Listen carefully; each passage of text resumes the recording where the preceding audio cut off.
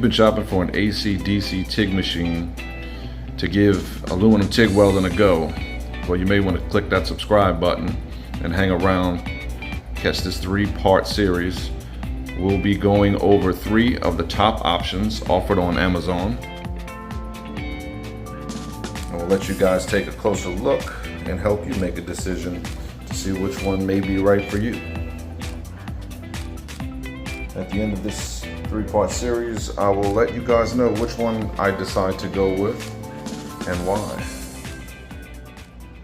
So all of these can be purchased on Amazon for just about 500 bucks. Been wanting to learn how to TIG weld for a while now, so one of these machines I will be keeping for myself. So the Rubik 200, I really like the look of this one. It's got a like a matte finish. It's really sharp.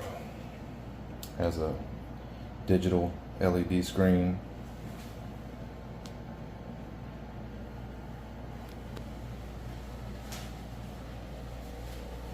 Around back,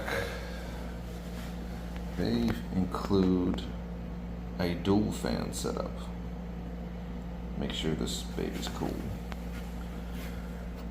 Now you don't have a barb sticking out for your gas, you actually have a threaded fitting, which I like.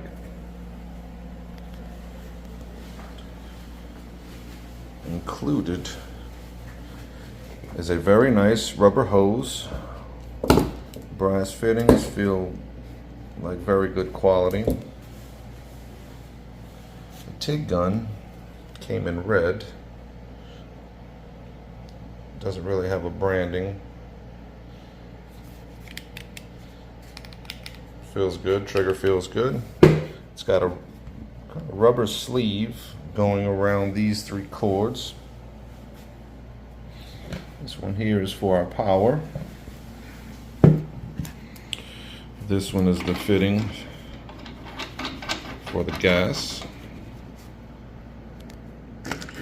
And this is the power for the trigger. Let's go ahead and get that screwed in here.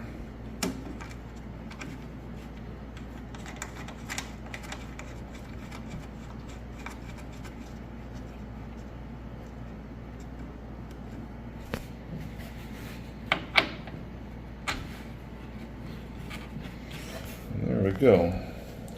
And on the face here, you have a little indicator that shows you this is where your TIG goes, gas, your trigger or foot pedal,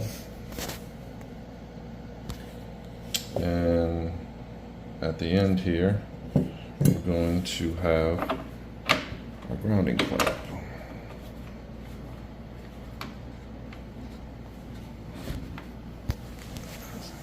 Tighten there. There we go.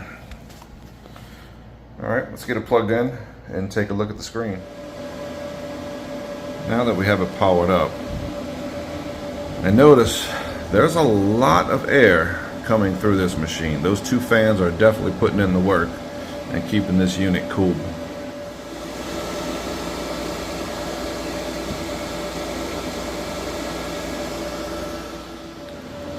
Closer look at the screen. It's vibrant, bright, pretty easy to shuffle through.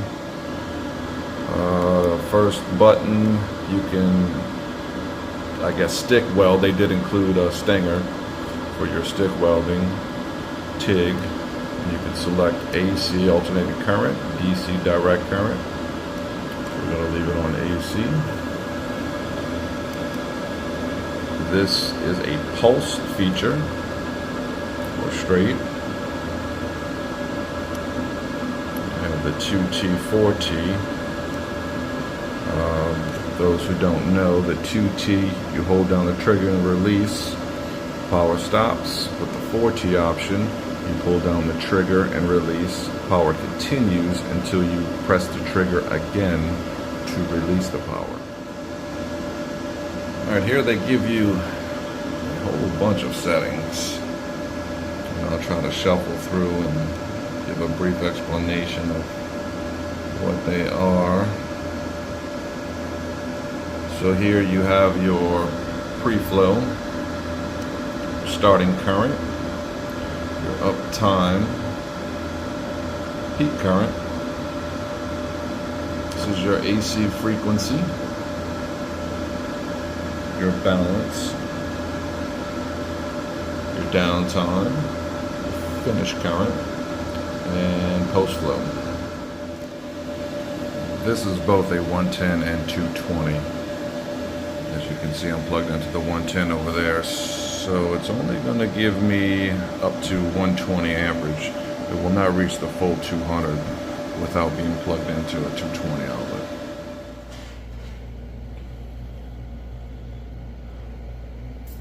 So we're going to be using the 2% lanthanated tungsten. I went ahead and had that sharpened, actually on both sides in case I get a tip stuck. So let's insert that into the collet.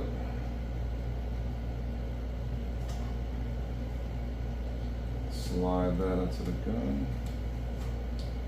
Put on our back cap, but let's adjust it. We want this sticking out about 1/8 of an inch.